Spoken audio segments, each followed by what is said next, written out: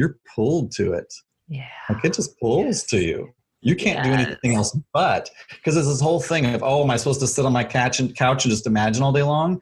No, if you really became it, you couldn't sit on the couch. Like you literally couldn't. You wouldn't be able to. You'd be bouncing off the walls. You'd be like, no, I have to call that client. No, I have to create this program. No, I have to go apply for that job. I have to. I don't have any other choice. I'm going to die. I'd rather do that than eat Haagen-Dazs and watch this show. That's boring. I want to go do this. You're pulled to it, and it becomes your joy. It becomes your expression. It becomes your divinity. Hello, everyone, and welcome to the Being Inspired radio show. My name is Amanda Johnson, your host, and today I am really excited to have our guest here with us. This is a man who I've had a chance to actually be on the other side of the table with and be interviewed by. He's a phenomenal interviewer and also a channeler, a guide. He is going to be talking about what it is that he does in the world, which is helps us to get more in touch with our own inner knowing, our authenticity, our joy, and also how we connect to those around us, those beings of light, those angels that are everywhere. And I'm excited about this conversation because I think this is a little bit like a first for me. We'll see. I mean, every conversation is a first for me because I've never had a conversation like the one we're about to have.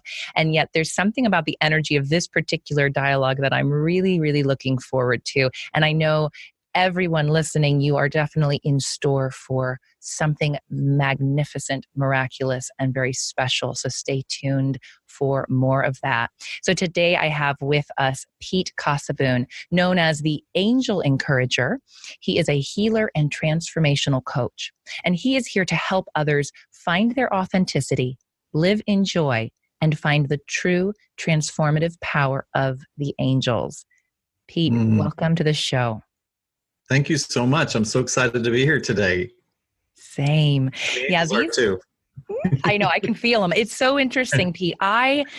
We're actually stepping into a new space. Not that I've been closed off to angels, but I don't know much about them. And to be fair, even if we'd had this conversation a few years ago, you would have caught me even being more skeptical, more hesitant, less open to the concept. And I am here today knowing, even to say knowing feels a little odd, but just I have a sense of it now, unlike what I had before. And even I'm still unable to see or hear them, though I do know how I receive my messages. But even just preparing for this, I was sitting in this studio and this feeling came over me, and what I heard in my head was, I am surrounded by light and angels. And I thought, yeah, I am. And so it's really cool that I'm at a place now where we're having this conversation because I am at a place where I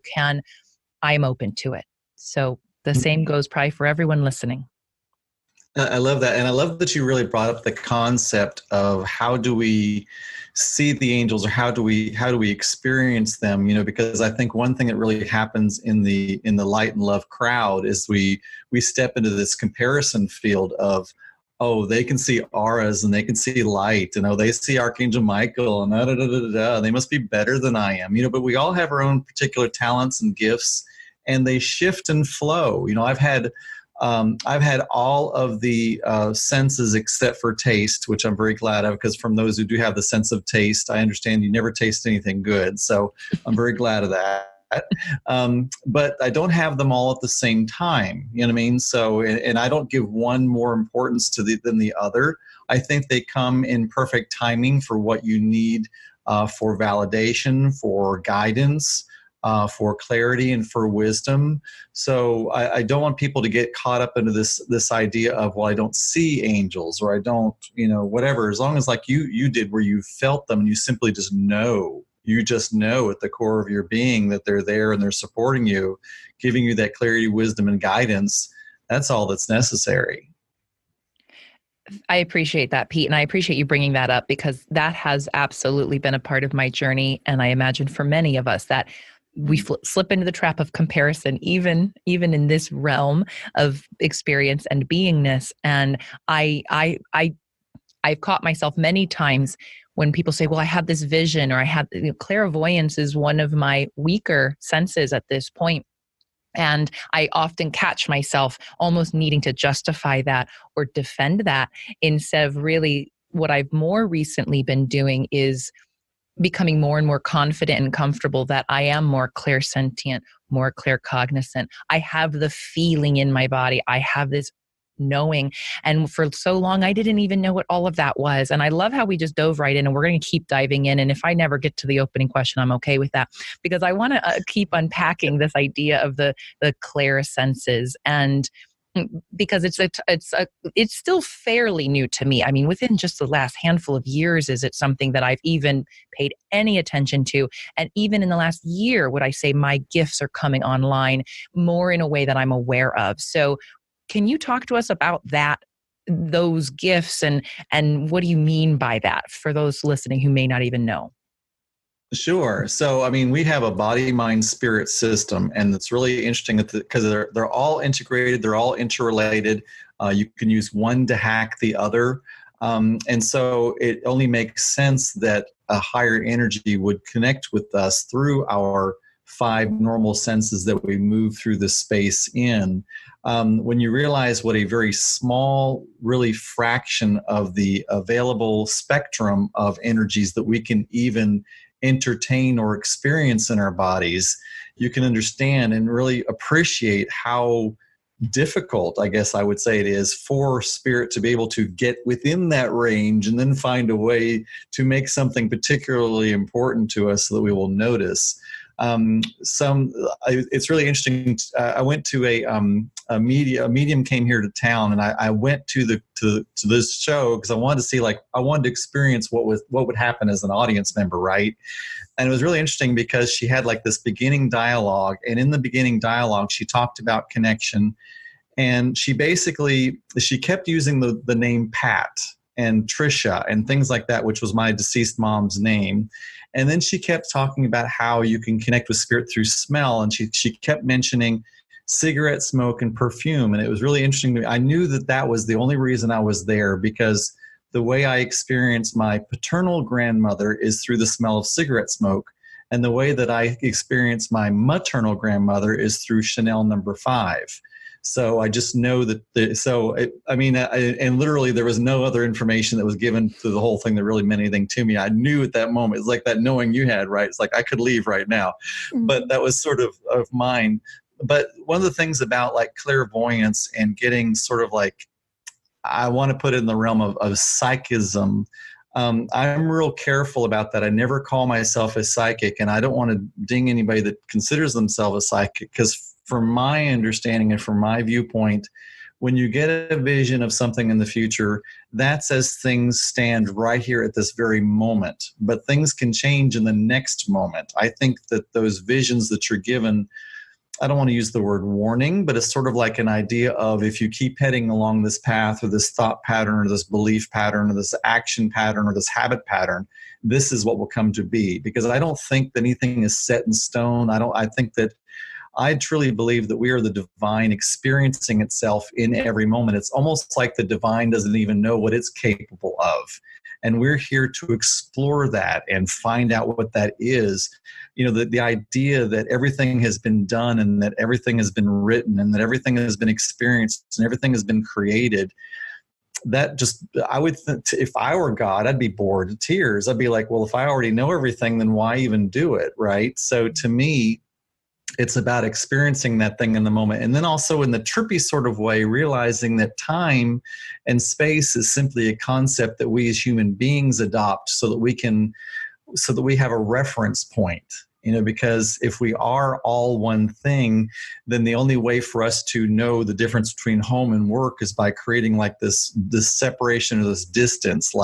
This is home and this is work, and there you are and here I am. The only way that we can differentiate between things and decide and decipher and value one thing over another is by creating this sort of separation, which is necessary to a point to be able to explore new. But at the same time, if we put too much of it in there, keeps us divisive and really kind of at war with each other. I know I've gone all over the place with Oh, this question. you have, and I love it because I'm going ding, ding, ding, ding, ding. Okay, so I'm going to see if I can just go back to a couple of the points. There was one thing, first of all, that you said about seeing what the divine is capable of. Like, that's what we're here for and our experiences for. And I love that perspective, Pete. And I would like to attempt to come back to talk a little bit more about that, the visions and, whether or not life is pre-planned or we get to choose. I think there's so much good stuff in that conversation. Also, I want to point back to something else where you were in that experience of the medium and you were given those two pieces of information that you received in this very, in a sense, through our five senses. I mean, you heard her say it and you then you remembered a memory, it connected the dots for you. And I got total chills, of course, when you said that.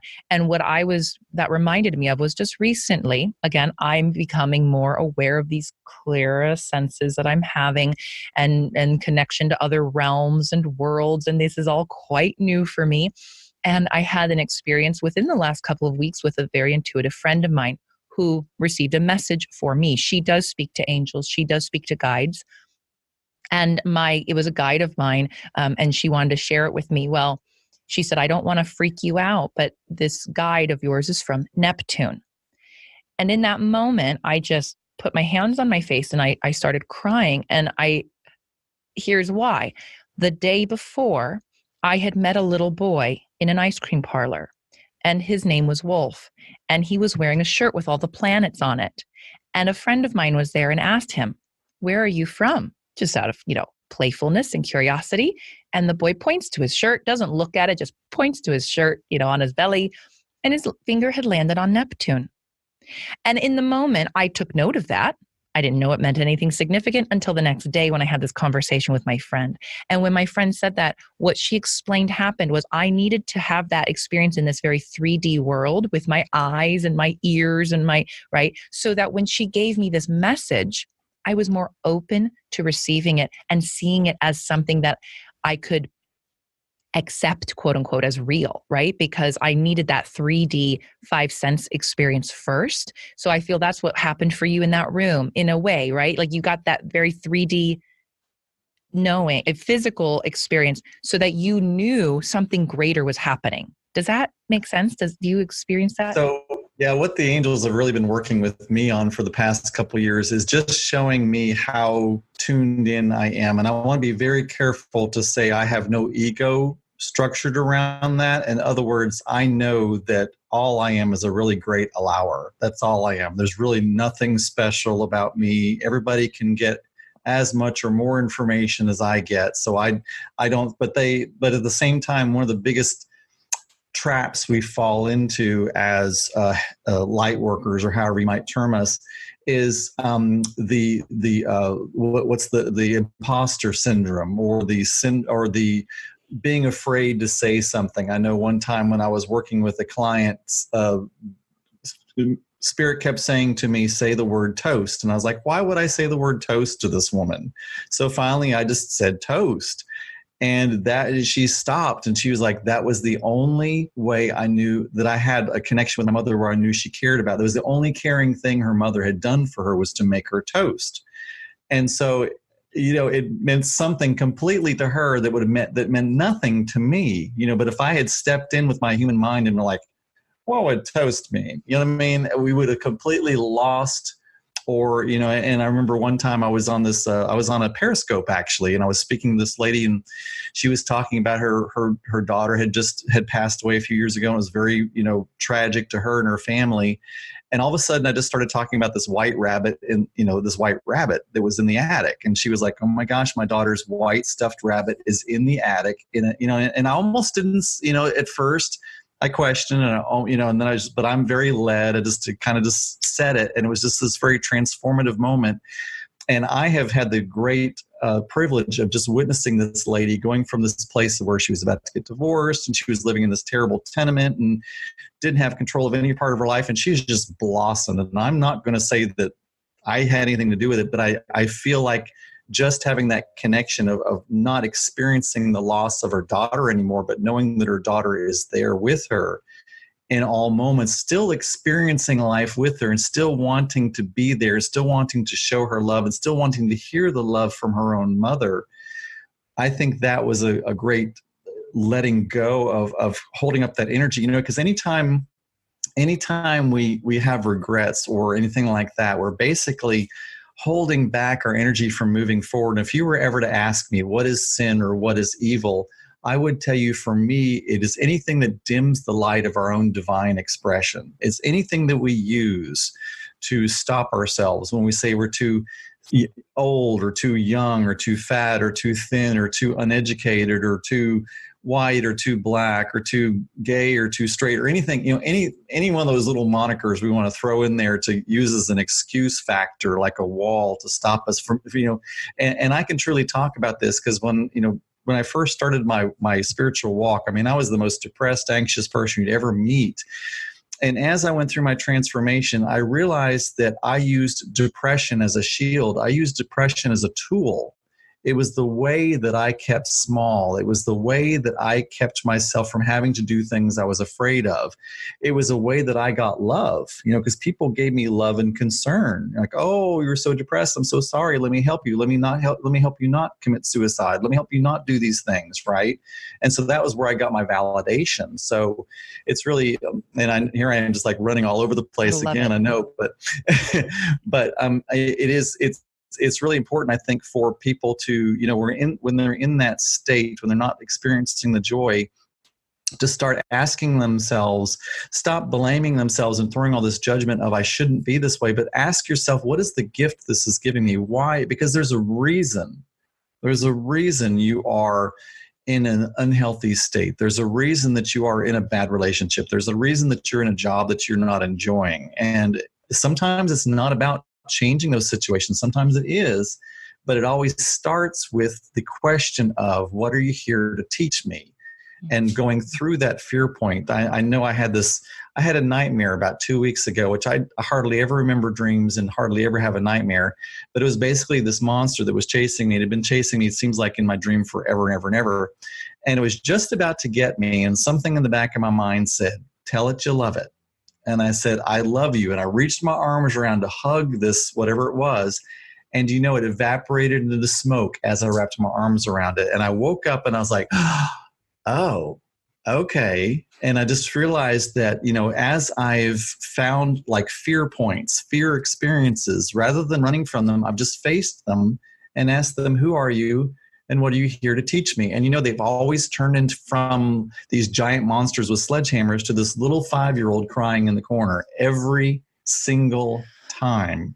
And they've been there to give me some experience or show me something that I had set in my brain as a truth or as a belief about myself or this world or a judgment that simply needed to be honored and expressed and shown love to in order to be transformed. And so many people I see, especially in the light and love, and that they hear a great speaker and they say to themselves, I want to be this, and the next thing you know, they're a life coach or a business coach or whatever they are, but what's coming out of their mouth is what you hear from everybody else. And it's like, but what's your truth? What have you overcome?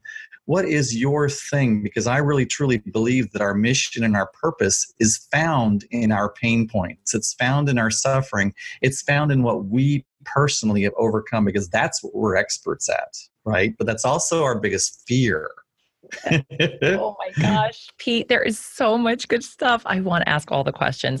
You're pointing to right now my opening question, which is, why do you do what you do? Which we can come back to, because I also want to ask, so I'm just going to kind of throw it all out there and you go from there. You talked about being a great allower, and I love that, because I think so many of us do get caught in what it means to be a channel, an intuitive, a medium, whatever you want to call it, to have these gifts. And then all the others of us who are like, wait, I don't even get what that is, or maybe there's still some resistance to it. But the idea that you simply allow and we don't block the messages from coming in. And then this idea of if it's not already laid out before us, and we do have choice, and then we can see these visions, and yet we allow for them to shift if they need to shift or not. So, okay, the questions I have are, why do you do what you do? Okay, because I think of course, it connects back to your own pain and fear. And you started to talk about that. So maybe you've already answered that question, but if there's more to elaborate on. And also this idea of how for those of us who may not be as tuned in, how can we start to recognize that we are indeed receiving messages? Because I think for some of us, that is very confusing. I know it was for me. Like, are these my thoughts or is this a message I'm receiving? So those are the two questions I'd love to explore more. Sure. So why do I do what I do? So I was such a creature of anxiety and depression and fear. And I went through what I call my dark night of the soul, where I turned to a friend about a month later and I said, I've met every fear I've ever thought of or been afraid of, except for one has come true. And he turned to me and he said, do you know why? And I said, no. And he said, because you've been focusing on them your entire life. And this was a gentleman I just met. And it just was like, that's the moment I say when I met the universe, because I realized what I'd been doing was I'd been focusing on my fears, thinking that if I could figure them out, if I could figure out my fears, that I'd be able to conquer them. But what I was doing was I was calling them into my life. Because the thoughts that you think, the words that you speak, the things that you believe, let me just kind of draw back. So the visions that I get are that there are 10,000 angels waiting at our lips, and spirit gives no value to anything. Literally nothing has a value of good or bad. Everything just is, and everything works for the expansion of the all. So when you speak something forth, when you say, I'm too fat, the angel's like, okay, you're too fat. If you're like, I'm thin, and you're like, okay, you're thin. If you say, I'm poor, the angel's like, okay, you're poor. If you're like, I'm wealthy, the angel's like, okay, you're wealthy. They don't have any judgment to it. They just simply know that you are a part of the divine and you are God. And the angel's role is to be our messengers, to be our guides, to create whatever it is that we speak into existence. They are there to just create it. So my first role, I think, is to show people how darn important you are and how darn powerful you are. They keep showing me that in the backyard is this huge mansion filled with every single servant and resource and power and possibility that you ever want. But for some reason, we want to live in the guard shack without plumbing in the front. That's just all but it's all available for us to simply step into. And so my main thing was to learn my own authenticity and I am so grateful for every experience I've ever had in my life. I'm so grateful that I was molested as a kid. I'm so grateful that I almost killed myself. I'm so grateful that I lost everything. I'm so grateful that I went to prison. I truly am, because it made me who I am today. And it took away every fear point. I mean, getting audited by the IRS and all these things that I've experienced. And so now if somebody comes to me with something, I'm like, is that all you got? I mean, I've kind of been there, like, okay, fine, let's do this. You know what I mean? Because and I've had so many experiences of, like when I took over care of my brother in a very tumultuous sort of like, just like literally got the call that his caretaker had walked out the door and left him with our abusive drunk stepfather. And I mean, I had no money, I had no power over him or anything, and I simply just stepped in and took him. And then next thing I knew, somebody told me about a 310 board here in Madison that takes care of people like him, which immediately put us into this, put us ahead of 3,000 people on a waiting list to give him a home, which immediately stepped in. It was just like, boom. It was just like, once you realize how friggin' taken care of you are, how friggin' supported you are in every single moment, the fear just like, what are you afraid? Like, what are you afraid of?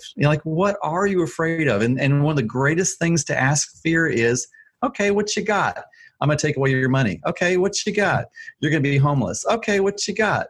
It's like, okay, you know what I mean? That happens. Then what? You know what I mean? And it's like, and once you take away the power of it, you know what I mean? You strip the power from those fears. That's when you can get to the core of who you really are. You find so many people who have been stripped down to the very basis, and that was their their rock. That's where they started from. That was their foundation, and that's where they built a true life from. And that's why you meet so many people who just don't care about the CRAP anymore. Like they just kind of cut through it and they go on. The powerful people that you see, like Tony Robbins and Oprah Winfrey and Gandhi and Nelson Mandela and these other people that have literally gone through like the phoenix, where the chaff has just kind of been burnt off, and they just don't have time for anything but abundance and health and wealth and connection, and you know what I mean, and just expansion, like, and everything else just sort of falls away, and it's just everything. And there was another question you asked me, and I'm just kind of off come back to it. I love it. Pete, that's so good. I mean, and I'm going to honor everything you've said, and boy, we are all so lucky to be hearing everything you're sharing right now. So much wisdom is flowing through you. And so the question that I wanted to then keep exploring is this: those of us who may not know that we're receiving messages or guidance, or, how do we tune into that? So number one, you are where you are. And you are blessed where you are, and there's a reason you are. And we're not all supposed to be on TV channeling or, necessarily healing or anything like that. And what is healing anyway?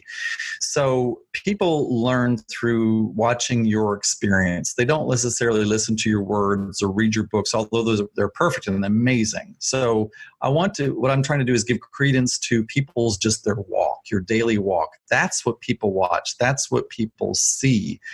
And the most important thing, I think, is to realize what your signs are. And your signs are unique to you. Like for me, shivers on my shoulders, frisons, as they would call them, are my sign that angels are so excited. I call them the angels tap dancing on my shoulders.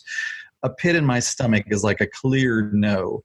A pain in my forehead means new wisdom is coming to me. It means something new, some new expansion is coming where my neuroplasticity is rearranging my neural pathways so that I'm thinking in a new way and experiencing new things. Because when you get down to it, this body is simply like a portal. That's all it is. We think that we have all this memory in our brain, and now they're discovering that they don't really know where our memory is. They've taken rats, and they've taken away parts of their brain, and yet they're still able to find their way through a maze, even though what they thought of as their memory core is gone. They're still able to do these things, and then they're finding that their descendants are able to do them as well. Well, how did they get the memory? How did they know that? And it's because we can tap into this higher wisdom. That's why our kids today are able to use these amazing electronic gadgets that it takes us years of studying to go through. It's because there's this communal wisdom that is uploaded and then immediately downloaded, by our children who are even more in tune than we are. So where is all this data and everything? And some people talk about the Akashic records, which I totally get, which, part of the angels. There's a couple of them that work with Zadkiel, and a couple others that work with these wisdom channels that we can tap into, where we can basically get anything that has been, is, or will be. That's all available to us if we will simply open ourselves up to it. So the first thing is to get yourself in a pattern where you can get it in, and ask the questions. Ask the questions of the angels or whoever it is that you connect with of prove this to me. They get that, and they totally respect it. They respect when you say, you need to prove this to me. And the way they're going to prove it to you is in things that are unique to you. They're going to prove it to you like when I smell my grandmother. When I smell each distinct one, or when you see certain, like you did when you saw the little boy pointing to Neptune, and then you heard the word Neptune, and it's just those when you start seeing things coming together, you see the same patterns of numbers. Or when tastes come to you, say you're missing your grandmother and you loved your grandmother's oatmeal raisin recipe, and you just taste for some reason oatmeal raisin. or whatever it is, or you smell it, or something reminds you of it, or her perfect flower was a peony and you see them, or you smell one, or whatever it is. That's why the angels use. For me, it's the angels. I'm going to keep saying the angels. That's the way I connect, but however you connect is perfect. But that's why they use our senses, because it lights up certain parts of our brain, and it becomes a very quick language. Like if they were to like drop this tablet out of the sky that had, was like 5 paragraphs long that like explained everything, that would mean anything to us. Like if we were to smell a smell that like made us remember a thing in our past that was like, oh, okay. And so when you start correlating things together, like when you meet a new person and they remind you of this other person and that wasn't a great experience, it's almost like a tap on the shoulder, like you might want to beware. There might be certain patterns that are the same in this person, or when you see something or hear something that reminds you of something else. Everything has energetic patterns to it. Everything has signatures to it, and it all kind of runs along in the same vibration and the same frequency. And gosh, I want to go into a completely different tangent. I'll make sure that I've answered your question before I go on to a whole new sort of like realm. Take us over. Go ahead. You just keep going. So I always break it down because it's really, we try to make it so complicated. And that's one of the funniest things in the light and love is that we start talking about, all these out of the world, which I love it because I'm a quantum physics geek, so I love it when we get really out there. But it can be very basic, and I bring it down to this basis of these 4 basic things to do if you want to cycle yourself up and get yourself into a space where you are having more spiritual awakenings and more spiritual awareness. And the first one is to focus on your bliss. I always use an action it's like an action word with a thing. So focus on your bliss. And what I mean by that is you find anything that just like brings you happiness, like anything that's really like lights you up. Like if running a 10K lit you up, or if, getting a new beach condo or whatever it was, whatever it was, or finding that perfect blouse. I don't know. You focus on your bliss. The second one is to step into joy. And what that means is to just in every moment consciously find something about whatever it is you're looking at that is joyful to you. You look at a cloud and you're like, I wonder where the silver lining is, or there's a puppy dog in that cloud, or whatever it is. You just find, like you just search, you become that searcher of joy, right? The next one is to take inspired action, because as you're focusing on your bliss and you're causing a pattern where you're stepping into joy, you're going to start getting inspirations. And some of those inspirations are going to be wacky. They don't necessarily look like they have anything to do with your bliss or your joy. They're going to be wacky. And the reason is because sometimes a straight line to us is not the quickest line to the angels. Sometimes, it's like taking an overpass, right? And the fourth one is a walk in faith. And that means that as you're taking those inspired actions, so many times it takes faith. And faith is knowing without seeing. Faith is a trust and just an innate wisdom in yourself that has no basis in facts or figures from a human's perspective, right? It's almost to me like this glass bridge that we walk upon, where we take that first step, not really being able to even see the support, but just knowing that it's there. And faith is a muscle. Faith is a muscle. As you do it and as you exercise it, you put more faith in faith, and it just gets to where you just kind of live in this space of faith. And what happens for you is you cycle up the emotional levels of going from, say, despair to depression to anger to hope, then to sometimes happiness, and then to a state of joy and grace. And when you're in that pattern, you are where higher being is. For instance, if you lose somebody and you miss them, well, they're not there. They're not in that space of missing. And it's okay to miss somebody, because let me make sure everybody knows that all emotions are valid, and all emotions are meant to be felt and expressed and seen what they are, but they're also meant to be moved. We're not meant to get stuck into these emotional patterns. But when you're missing somebody that's passed away, they're not in that vibration, and that's why you miss them and you don't know them there. But when you start thinking about something funny that happened with them, or their favorite food, or their favorite place to go, or whatever it was, just something about them, all of a sudden you feel them there, because guess what? that's where they are. And that's where the angels are. You know, I mean, there's certain angels, like there's different, I don't know if you've ever heard, there's different hierarchies of and levels of angels. And the reason that there are is that there's some that are more like present there. You know, there's even two angels, Metatron and Sandalphon, who were actually human at one time and then transformed over into angels. And so the cool thing about that is that they know the human experience, but they also know the potential. So they're like, they understand, but they ain't letting you sit there. So, you know, there's different levels of these angels, so that some of them are accessible to us and able to see us and to correspond with us where they are. But as you get more to the God level, I guess you'd say, where they're more like they're at that God point, they can be, I don't want to use the word difficult, but it can take a little bit more to get up into that rhythm where you are in that space where you can connect with them directly. But the more you can get yourself into it, that pattern of joy, what happens, and what happened for me was I used to sort of like, my high point was every now and then I would touch hope, every now and then. And now hope is like my bottom. You know, hope is my bottom. Mm-hmm. And that's amazing when you're in this space where, you know, just, I don't even know what depression even is anymore. I mean, I remember it because I experienced it for so many years, but I don't ever, you know, I mean, like your set tone, your set vibration, your set level, your set frequency is so much higher. And, you know, just so much more clarity and wisdom and health and abundance and just everything is so available to you in those higher patterns. Does that make sense to you? Totally. It really does. And what I really appreciate about what you're saying, Pete, and for those listening out there, that there really is this, and maybe you can even just speak to it a bit here, that everything is energy. Everything has a vibrational frequency, right? This physical matter is the most dense. And then, you know, we go out and out from that. And to your point, emotions and feelings too have this vibrational frequency. And I think for those of us who tend to be very logical and analytical, it helps us to bring it into the scientific sphere, though it's nice to know it can be simple.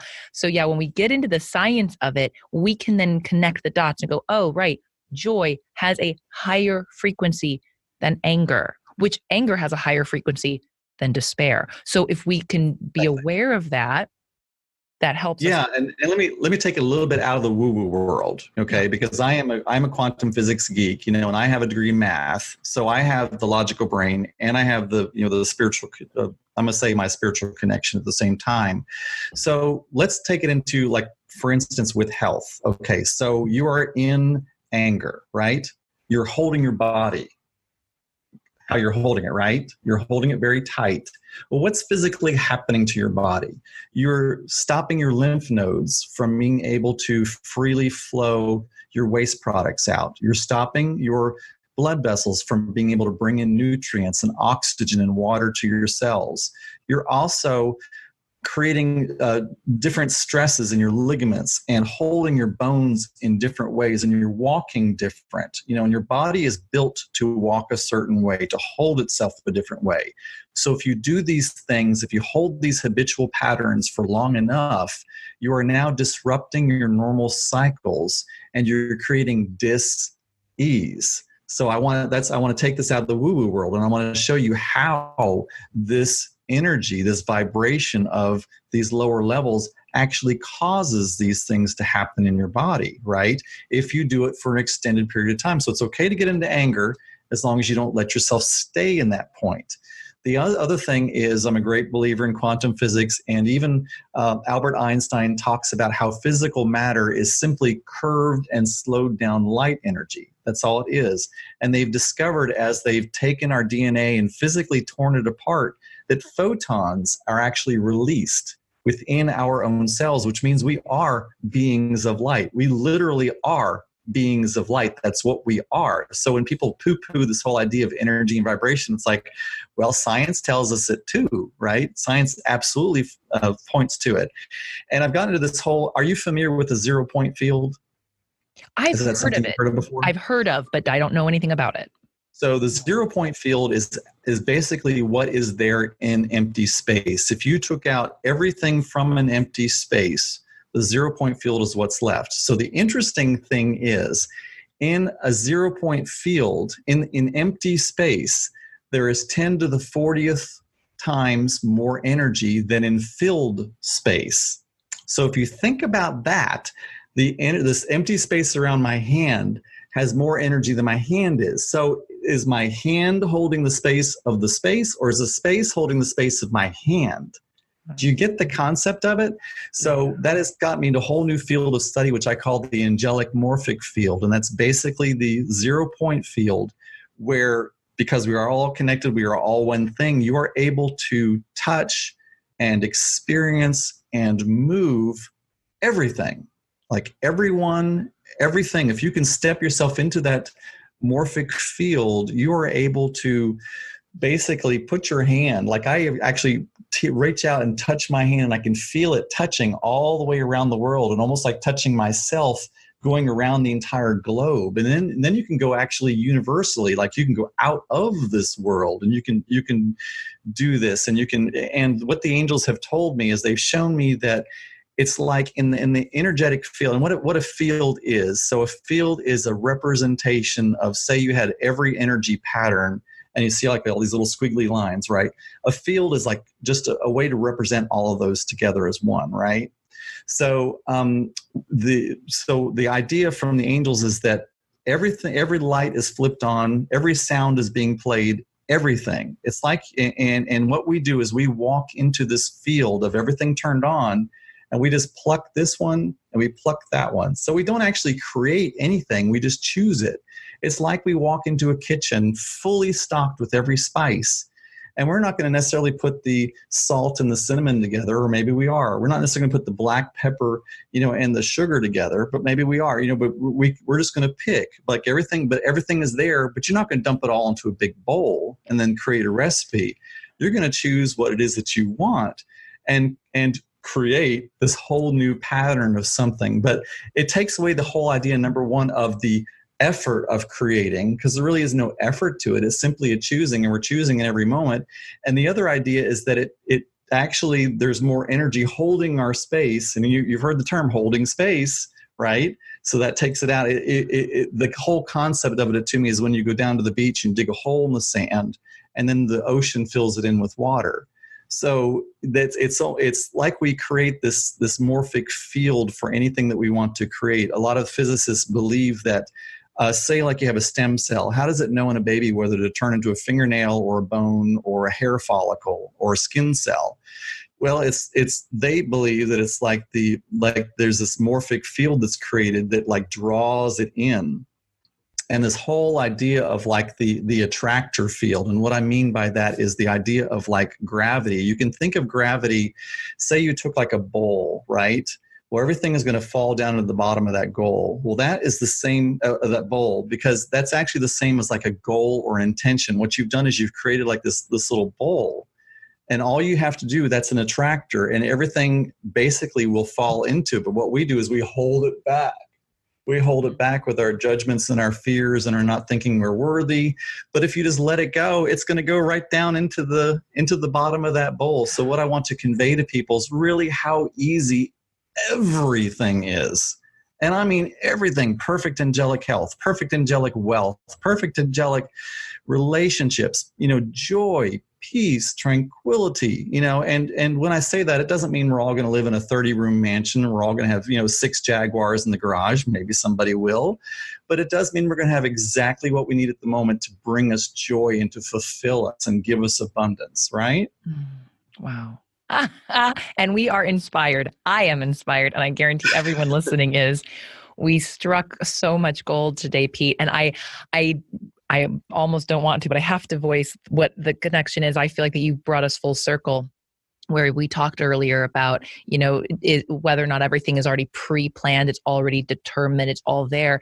But how does that fit with, moving through in the divine and showing what it's capable of? And I feel like you just explained it so brilliantly with this analogy of our spice rack or our fully stocked kitchen, meaning everything already exists. So it's already there. To your point, we don't have to go out and create it.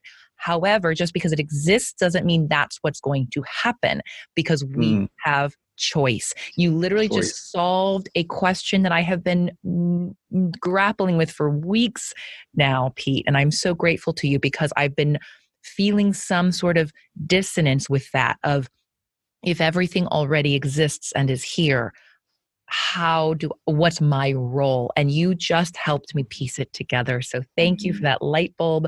That literal neural pathway is like changing. And I'm so grateful. Yeah, when you write narratives, when you write down, say, like what I call a dream list, what you're doing is because the brain doesn't know the difference between perceived reality and imagined reality. It doesn't know it. So when you make yourself, like say you want to be a multimillionaire, when you make yourself a multimillionaire in your mind, what then happens if you just keep it? I mean, and that's why it's exercise. It's exercise and it's work.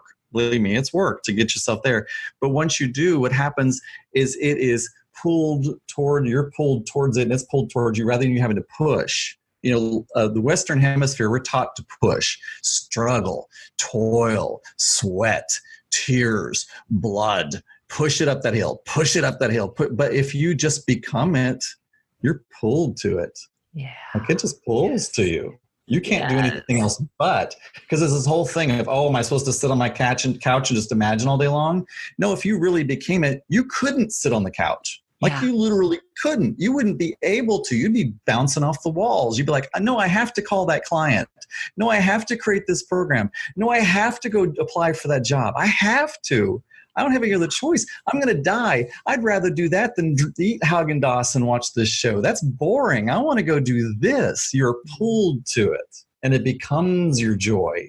It becomes your expression. It becomes your divinity. Oh my goodness. I know. Wow. We could talk for hours. I wish another time we'll do more, because wow, did you give us so much goodness today. And you opened yourself to it. You allowed it to flow through you. Thank you for how you show up and for sharing this with us. And I know this is going to be one I'm going to want to go back and listen to again.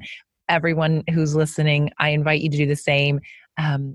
You're definitely going to want to reach out to Pete, share this content, share his messages, share this with a friend or a loved one. You can find Pete on Facebook, on social media at Pete Cossaboon. It'll take you to all the other links and places and videos and all the good stuff that he shares in the world. I'll make sure that we link to that here. Pete, any closing thoughts for our listeners today? Just knowing who you are and calling you forth is what the angels always say to me, knowing who you are and calling you forth. Thank you for that. This was such a divine conversation, and the timing of it, of course, impeccable, perfect as always. And the insight that was revealed and shown and clarified today in so many levels and ways was profound. So thank you, Pete, for sharing, and all of your angels who came and showed up for us today and came through you.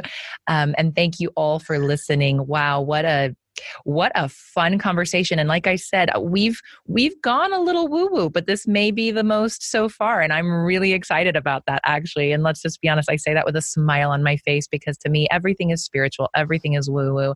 It's just how we feel like describing it in that day or in that moment. But thank you all for listening, for subscribing, for sharing this message and this content with others to inspire them to live more joyful, authentic lives.